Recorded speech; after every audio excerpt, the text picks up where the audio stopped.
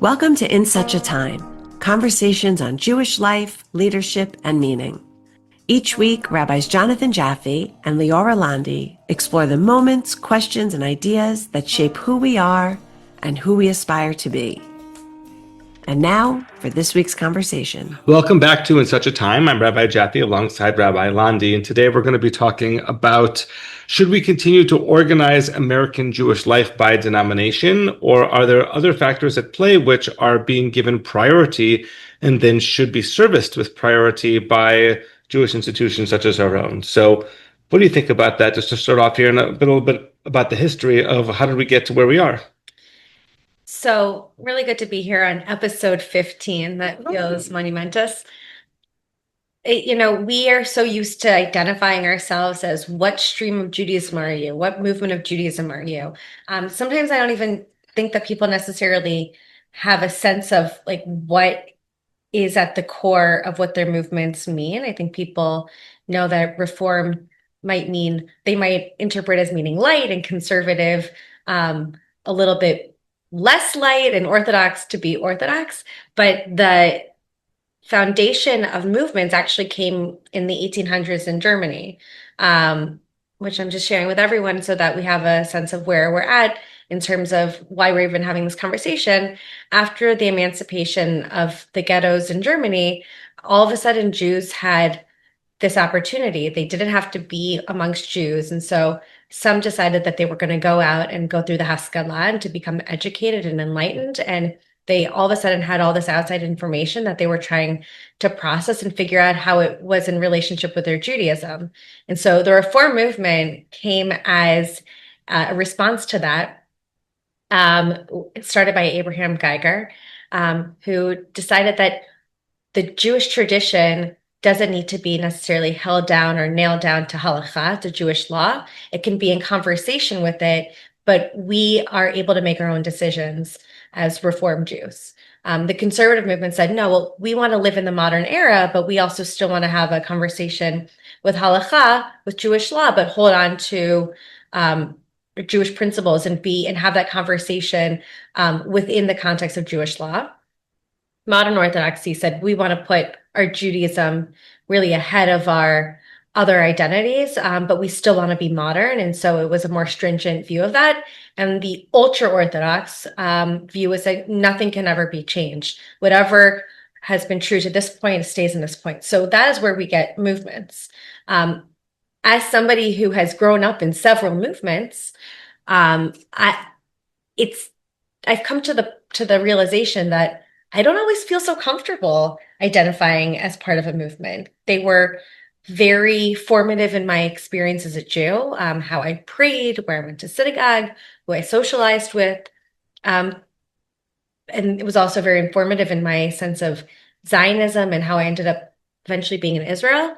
But at the end of the day, I feel like I'm part of the Jewish people. I don't feel like I'm a Reform Jew. I don't feel like I'm a conservative Jew. I have a relationship with Jewish law. I have a relationship with Jewish history, but I don't feel a need to self-identify as being bound to this or that. Those are personal conversations, communal conversations. At the end of the day, I'm a Jew. How about you? I mean, it's something you and I very much have in common growing up between the movements. We've spoken about how I grew up going to a Reform synagogue. My parents both served as president of that synagogue. And yet every summer I went off to Camp Ramah, a conservative, and even someone may even think of as conservadox type in terms of observance, fully kosher, praying every morning with tefillin on, fully observant separation of milk and meat entirely. And that was an environment that for me was a continuation of my own Judaism and I did not experience a whiplash factor of coming from my Reform synagogue to that. It was all just part of one of the same. So I think we come from the same way that way. I want to add to your history that American Judaism eventually began on a very optimistic hope, and that's Isaac Mayer Wise was hoping that the denominational fights of the 1800s would be left behind in Europe. That the seminary, the first seminary in America, Hebrew Union College, was not named the Reform College on purpose, because the belief was that this was going to be American Judaism. In fact, the first Siddur, the first prayer book put into use by Isaac Mayer Wise was called Minhag America, or Custom of America, because this was just going to be American Judaism now, and we weren't going to have to fight over those things that was stuck back in Europe with all of their problems. You probably know the history well, that the emergence of the conservative movement comes from the banquet celebrating the first ordinees of Hebrew Union College, in which clams and pork are served, and various rabbis from the area are invited, and some walk out saying that they've gone too far now, that this, in trying to universalize Judaism and make it as palatable as possible for everyone, that the Reform movement has gone too far. And so the conservative movement is born out of a response then to the Reform movement. And that was sort of the end of Isaac Mayer Wise's dream. I wonder in the moment that we're in whether we are moving closer towards Mayer Wise's interpretation, and that is of a general blending of the different denominations. And this is something I've spoken and wrote about at the synagogue extensively. There was a zenith of what I would call high church reform Judaism, probably in the early 20th century, in which you're talking about synagogues that are meant intentionally to look and feel like cathedrals, English and robes and stained glass windows and flying buttresses. Go to Temple Emmanuel in New York City, and that was constructed in that moment. Central Synagogue, a little bit, you could say as well. In the same vein, Temple Emmanuel of San Francisco, where I grew up, where I served before coming here, absolutely the same. And that really, over the second half of the 20th century, you saw a real pendulum swing away from high church Reform Judaism towards greater observance, greater use of Hebrew, greater embrace of mitzvot, certainly greater embrace of Zionism and of Israel as a connecting factor, to the point that these days you walk into a Reform and a conservative synagogue, and I feel as though the differences between them are slighter. And is that something for you growing up between the movements as well? Did you feel differently in Reform versus conservative versus modern Orthodox spaces? How did that land on you? I've always felt very Jewishly fluid. I mean, I can be moved in almost any setting. I don't think that, I think one of the reasons I'm attracted to Reform Judaism is because it allows me the creativity and the exploration. You can be a very traditional and observant Reform Jew. So, like, ideologically and intellectually, that makes a lot of sense for me. When I go into, I mean, I really feel that I can immerse myself in all of those settings. Like, I love being in an Orthodox synagogue. I love being in a conservative synagogue. I love being in a Reform synagogue. They're all very different experiences, and it does require a certain level of religious, spiritual, ritual code switching, which I think I've become adept at because I've always been interested in all of those spaces. I've never fully understood when people say, I'm this, but I'm certainly not that. I think that part of spirituality is being ready to be moved and wonder and wander where your heart and where your head are at. I do understand that people like tradition, and people like the tunes that they like, and people like ritual, and people like order. And so belonging to a community and being in a specific community that has a rhythm and a rhyme to it, that is important and moving to people. But as someone who's really kind of dabbled in all of the iterations of what Judaism has had to offer me in my life, I like really being a wandering Jew throughout all of it. And I think that often the differences are slight and nuanced, but if you do feel immersed in a community, if you go somewhere else, it can feel totally different. I'll give you an example. I was in Florence when I was pregnant with my oldest daughter, so I guess almost 11 years ago, and we went into a synagogue and for Kabbalat Shabbat, and I knew what all the prayers were, but it didn't sound familiar or feel familiar to me in any way. And I loved being able to feel connected to it, but also feel like a visitor and be curious about it. And so I knew that that wasn't where I was necessarily moved, but I felt honored to be able to engage and to feel present and belonging there. Well, let me follow up with you on this specifically from the gender perspective here. We're talking about code switching and being between different movements. What's your experience been when it comes to Orthodoxy? And do you feel comfortable, uncomfortable being in the Ezrat Nashim, in the women's area? The idea of a like egalitarian mechitza, in which they are split, but they're equal viewing, versus the women in back or behind. Are those areas that you feel equally comfortable?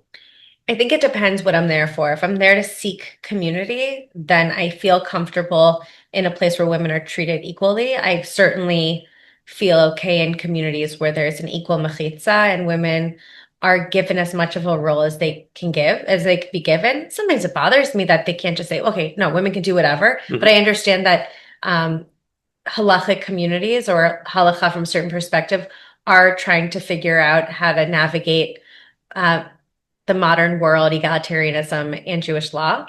Uh, if I'm visiting a community that is much more observant than where I'm at and non-egalitarian in any way, if I'm a visitor there, I can find it beautiful. I used to be very offended by it, not being able to have a role, but now I go to the women's section and I try to engage with the women in that section, understand what experience are they having.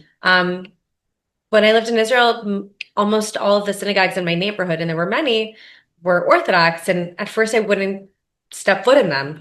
And then one day I said, they're here. Why don't I just go to Kabbalat Shabbat?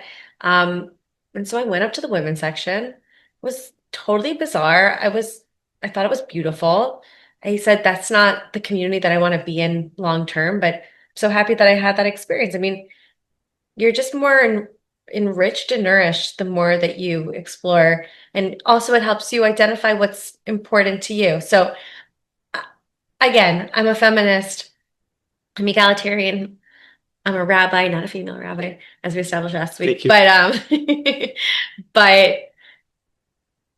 but I'm a Jew who's curious about what other Jews do. Yeah. I want to go back to something you said earlier about what it means to be a Reformed Jew. And again, something that we push back very often here at the synagogue is this idea that to be a Reformed Jew means to do less. And that someone will say, well, I'm Jewish, but I'm very, very Reform. And what they're saying is I'm not very observant. Yeah. But the understanding, the assumption then is that being Reformed means doing less, which means if Reformed Judaism is about making choices, the assumption that is if when given the choice, we're going to choose not to do something. And I think here that this is the fundamental Achilles heel of Reformed Judaism. Reformed Judaism was founded by people who knew the tradition extremely well and were making active choices to change certain parts of that tradition. Yeah. Perhaps their children knew some of those traditions well, but by the third, fourth generation, there are choices that have been made that our congregants don't even know exist and are following whatever the custom is here, not out of any sense of informed choice, but rather on just following what they know best. It's reformodox.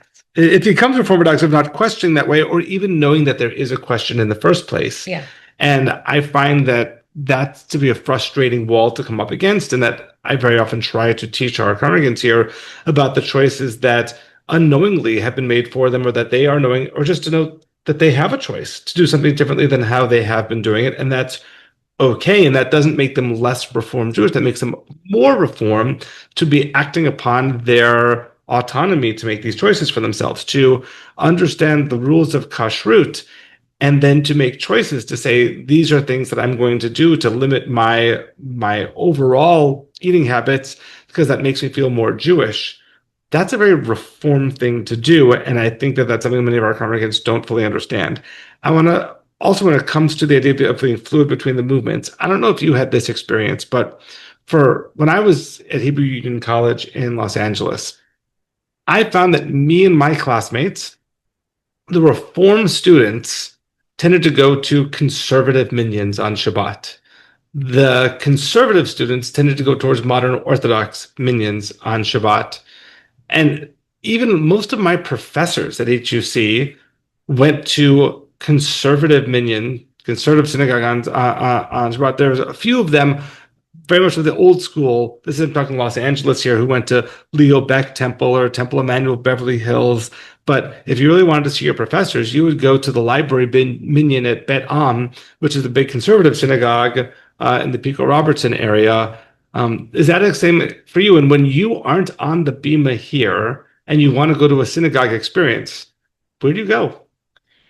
When I was at HUC in Jerusalem, most of the professors there didn't identify as Reform. Also, most of the people in the rabbinic program in Israel either were staunchly secular in their upbringing or formerly ultra Orthodox. Well, So I think even the current president of HUC Jerusalem is only recently an avowed Reform Jew. absolutely. Yeah. And so usually Reform Judaism is a place that people find intellectual, spiritual stimulation and creativity. And so my professors, some of them were very active in the modern Orthodox liberal scene, which was a really interesting group of feminist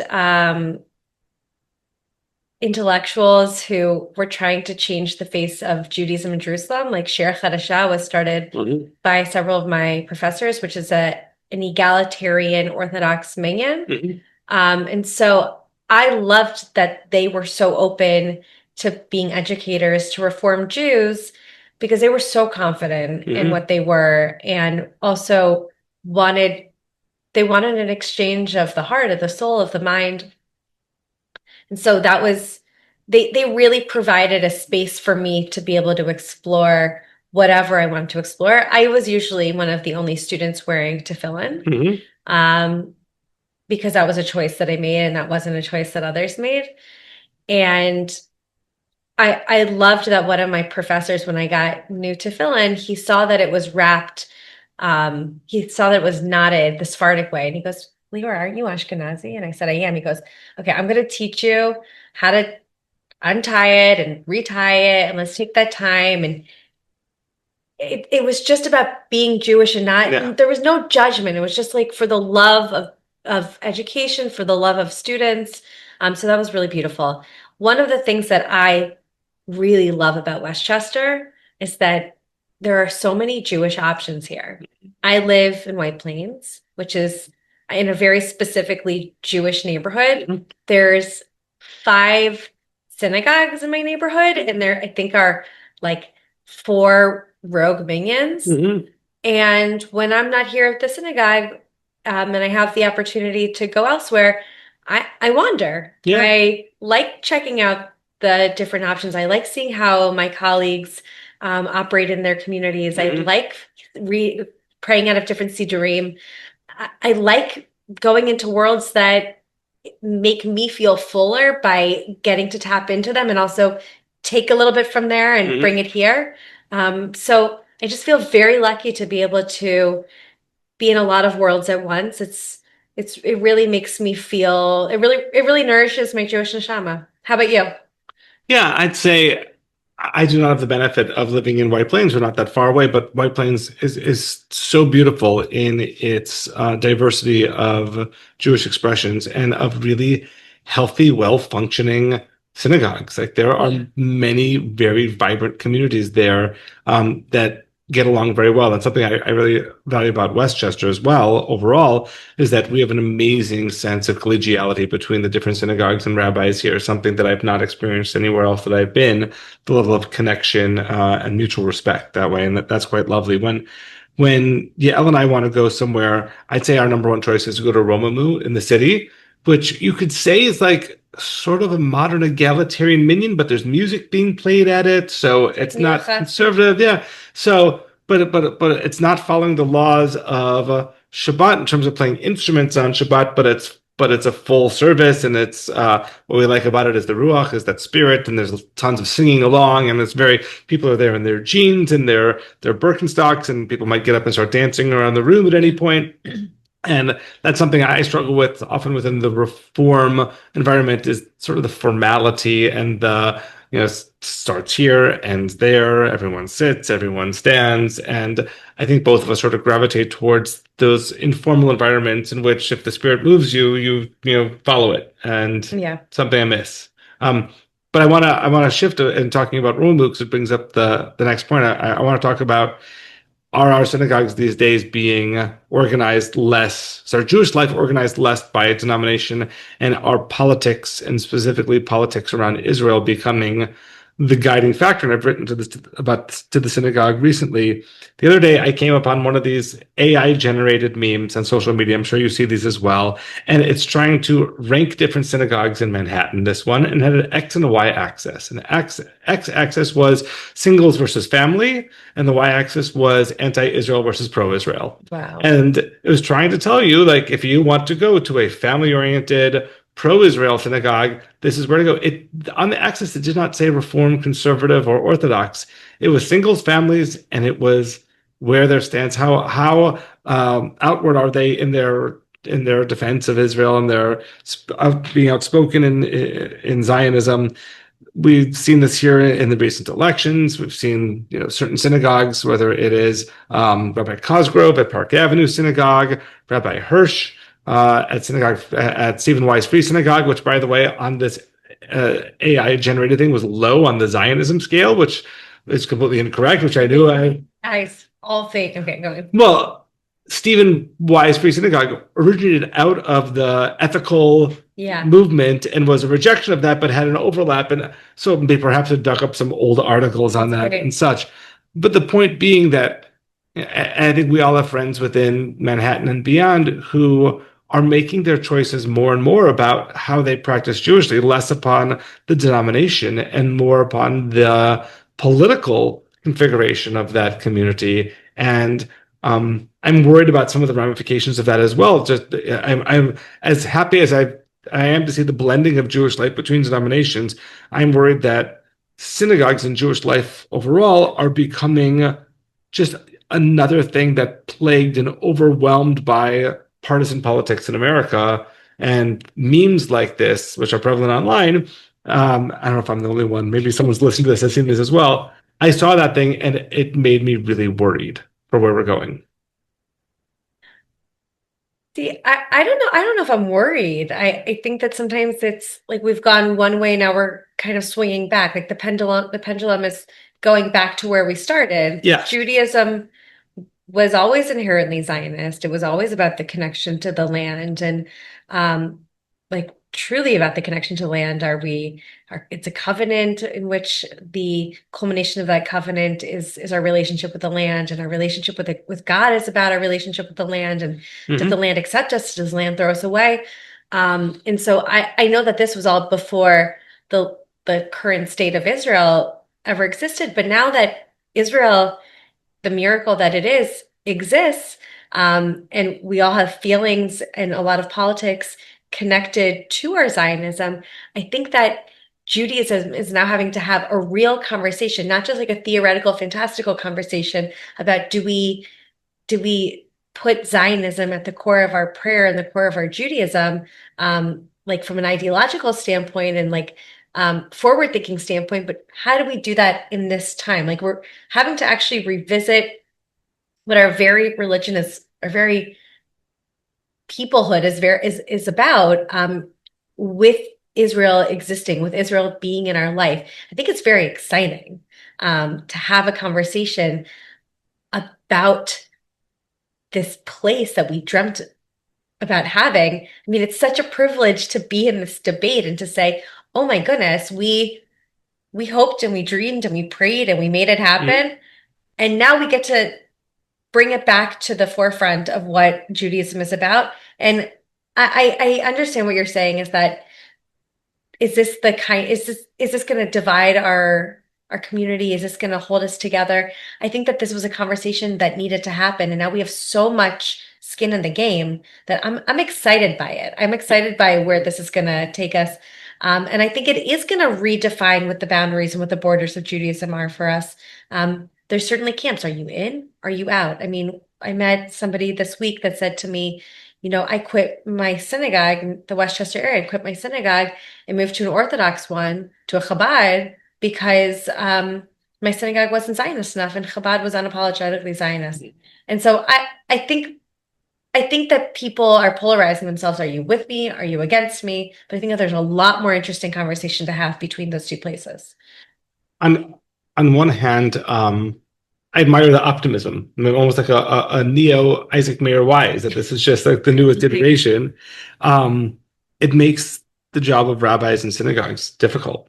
I'm thinking of, let's say you're living in around the Carroll Gardens area of Brooklyn, and let's say you can walk to King Street Synagogue, where you have a strongly Zionist female Mizrahi rabbi, and when the Brooklyn Pride Parade fell apart for exclusion of Zionists, it was largely the King Street Synagogue that stood up and demanded that Zionism be included or not happen at all. And down the street, you've got Beth Elohim, in which the clergy were arrested publicly on a sit-in for Israel's calling Israel as genocidal.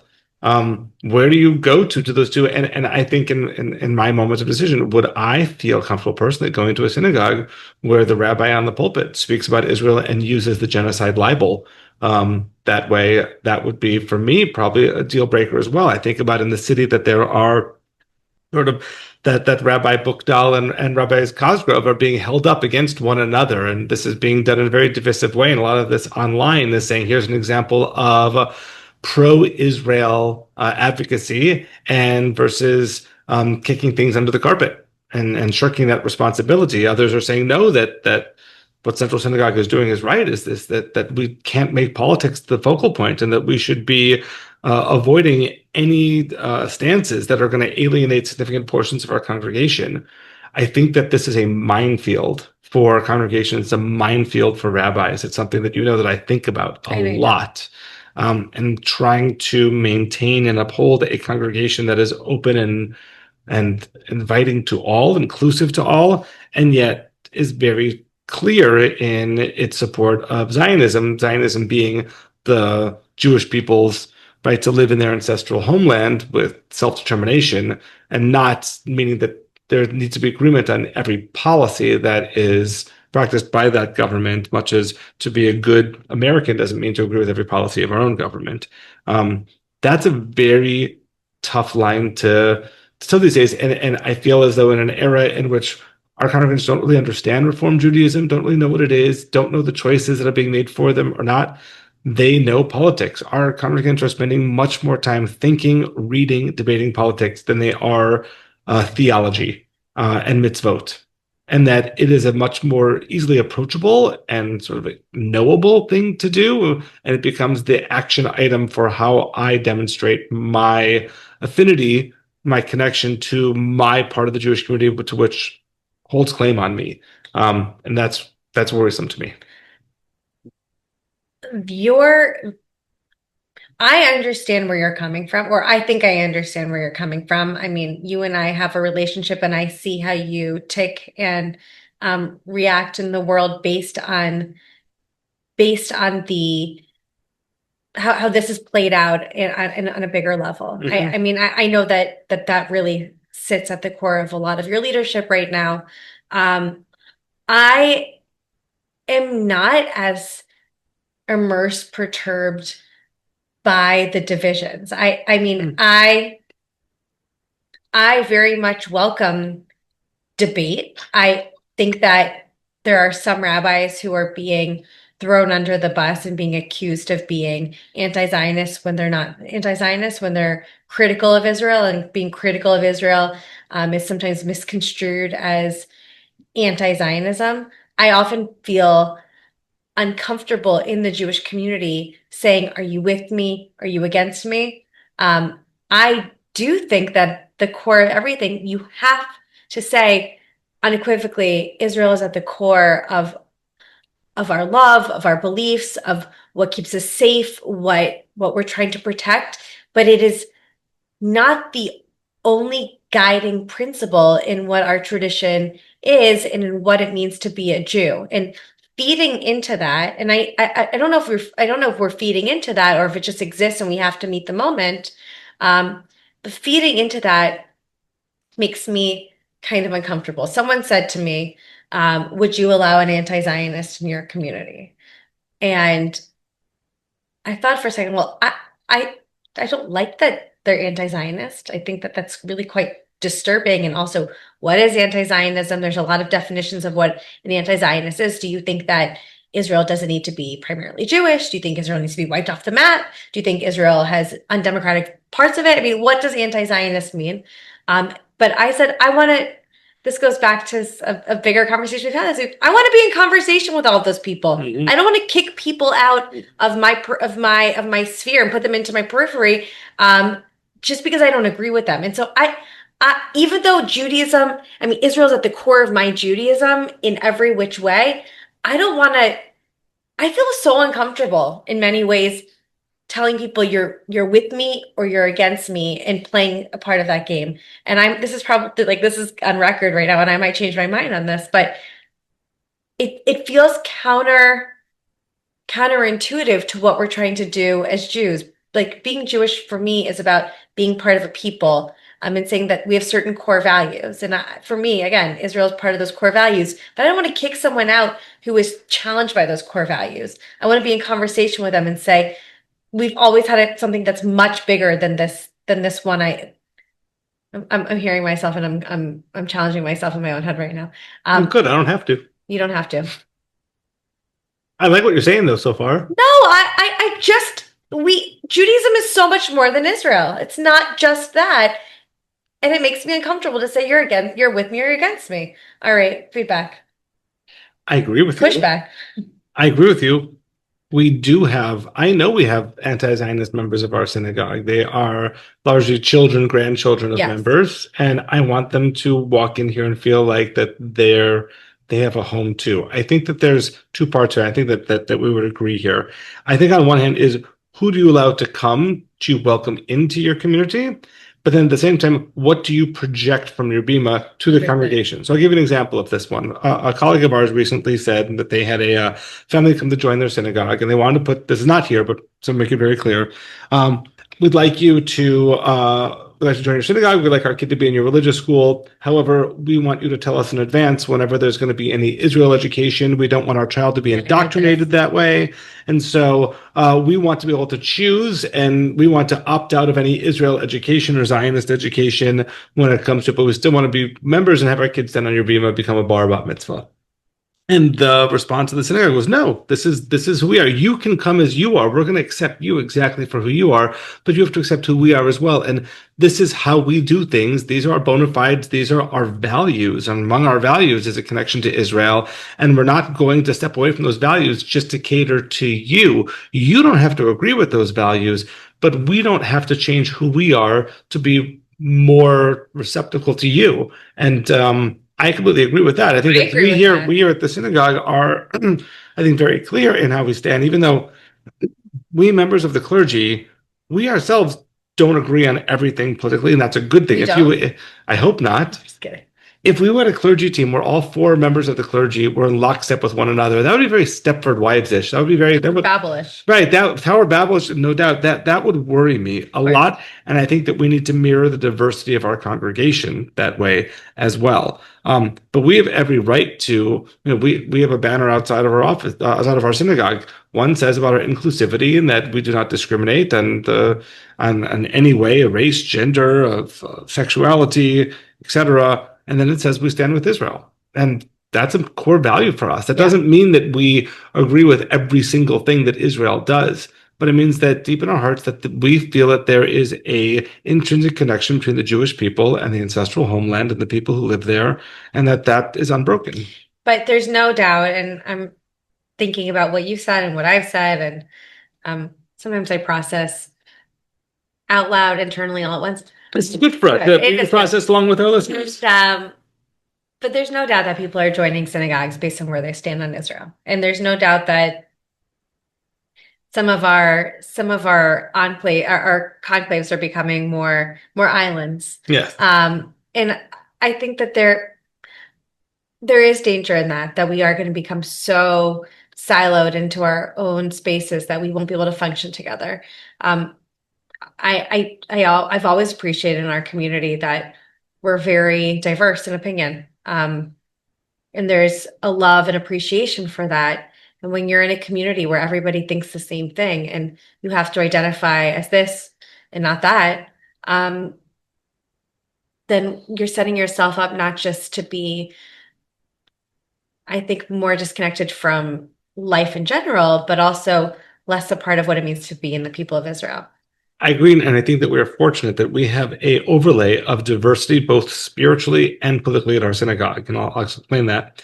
We have many people from our synagogue who come from Reform background, and many who come from conservative background. Some come from completely secular background, even some who come from Orthodox background. Similarly, this is a purple region to live. There are people who come here from very liberal perspectives, and others from very conservative perspectives. So on both fronts, whether theologically, when it comes to Jewish practice or it comes to politics, we have a right to be inclusive. We have a need to be inclusive in all of those cases. And I'll give you a theoretical example here. I mentioned that I like going to Romamu in the city. You can guess on the meme diagram there where Romamu ranked in terms of families and Zionism. I think it was like low on both on this one, because it's a lot of older people that go to Romamu. It doesn't have a huge religious school, and it's a fairly lefty granola kind of crowd there. And their clergy's Israeli, but yeah, okay. Yes, but I think to myself, if I were to go to that synagogue, as I often do, and if the rabbi would get up there and give a sermon that, for me, crossed the line, accused Israel of genocide, accused Israel of colonialism, of apartheid, of all of the libels that are thrown at Israel by all of its greatest detractors, I think that would be a deal breaker for me. Like, would I be able to re-enter that synagogue again, knowing that sort of the genie was out of the bottle that way? And then it brings to myself to say again, do I need to be careful on the bima not to say things that are potential genies in the bottle that are going to ostracize members of our congregation? When I go to Lumamu and they start the sermon, I'm thinking in my head, just talk Torah, just talk Torah. Like, give me a spiritual message. Include some of our traditional commentators. Tell me something that's going to lift me up and make me feel more connected, make me more whole. Like, that's what I need more right now. Don't tell me how to vote in how you're going to be speaking to me. And that translates into how we operate on the bima as well. But if you go somewhere and somebody says something political that you do agree with, does that make you feel more whole? It feels better, but I also feel like, why are you doing this on the bima? I understand. I was like, right on, that's great. I agree with what that person's saying. But personally, when I go to a synagogue, I'm not going to hear about politics. I'm really not. Like, I really want to hear classical parshanut. I want to hear, give me something that talks to life. It's the synagogue. I think people want to be inspired. I think people want to be moved. I think people want to hear what's going on in the world articulated for them from a Jewish perspective. I think that that's a role that rabbis play in society. I don't think rabbis should ever claim to be experts on anything except for Torah, maybe perhaps especially not that as well. And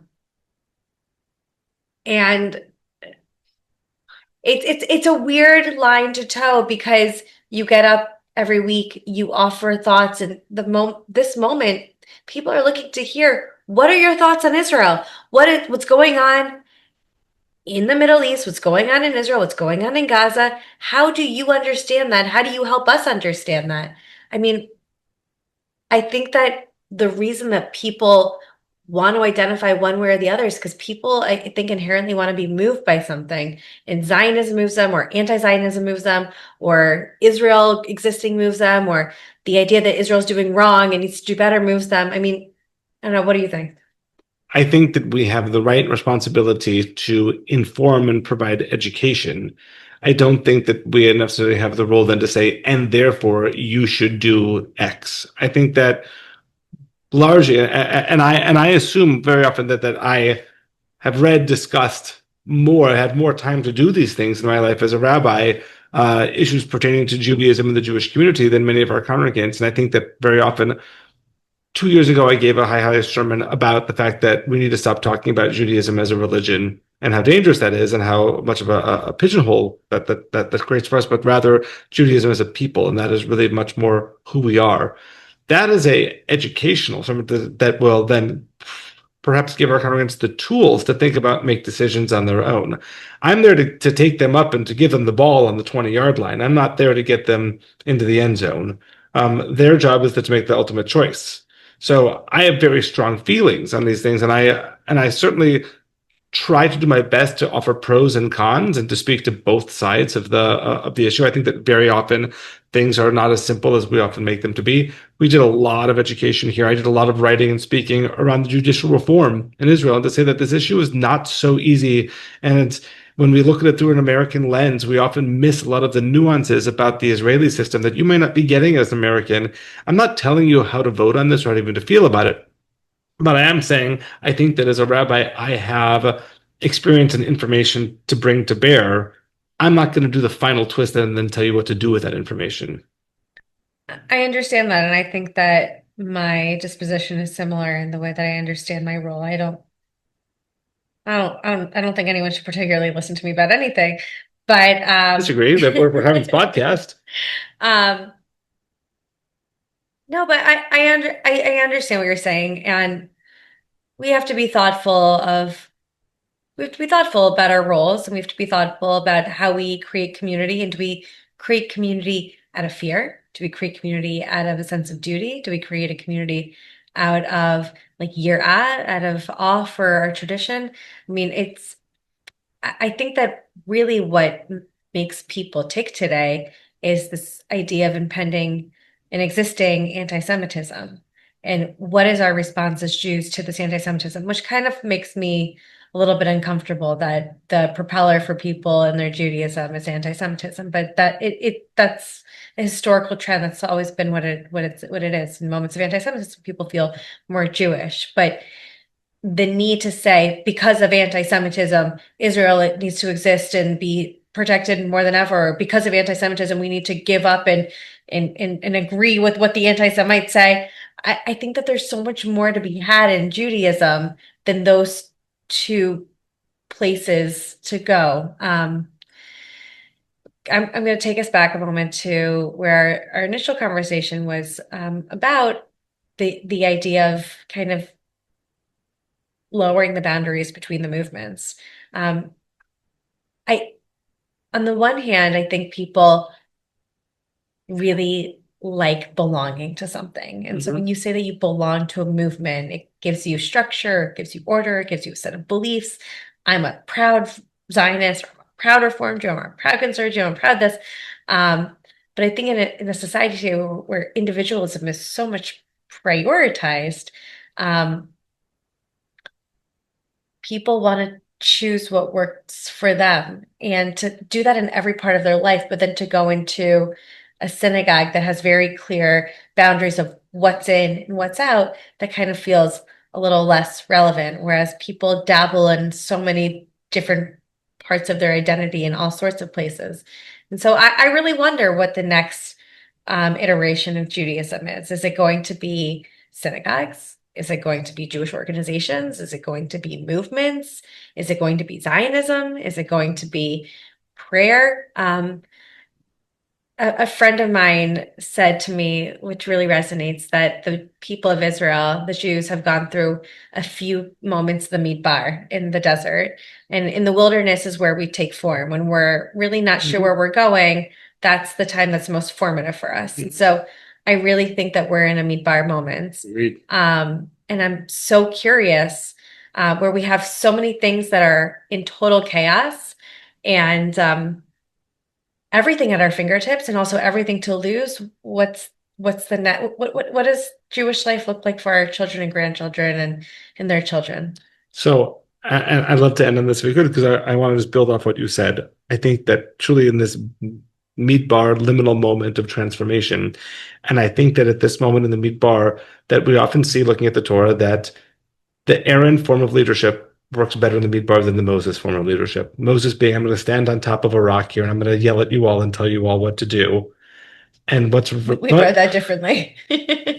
and Aaron, who was a Rod of Shalom ben Adam v'Chavaro, was the person who would have individual conversations and work things out based on relationship. And I think that the job for us is harder, but will eventually be easier. That I think more of these conversations around politics and even around observance are less catered towards large speeches and sermons and more towards all of the individual coffees, meetings that we have, and that our job is to be, for me, I'd say, is to be our own in this moment and be available to speak to anyone and everyone, and to do those in kindness and in proximity, and make the time, because very often when our minds are changed, or when we're able to see things a different way, it doesn't come from sitting amongst the hundreds, but rather sitting face to face with someone and letting our guard down a little bit. And I think that that's so much our mission in this moment.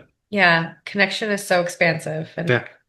thank you so much for the conversation, for this conversation. Thank you. Can't get those words out. Thanks, everyone. Thanks for joining us on In Such a Time. Make sure to subscribe wherever you listen to your podcasts. To learn more about Rabbis Jonathan Jaffe and Leora Landi, or to connect with Temple Bethel of Northern Westchester, visit bethelnw.org, or follow us on Instagram and Facebook at Temple Bethel NW. Thanks for listening.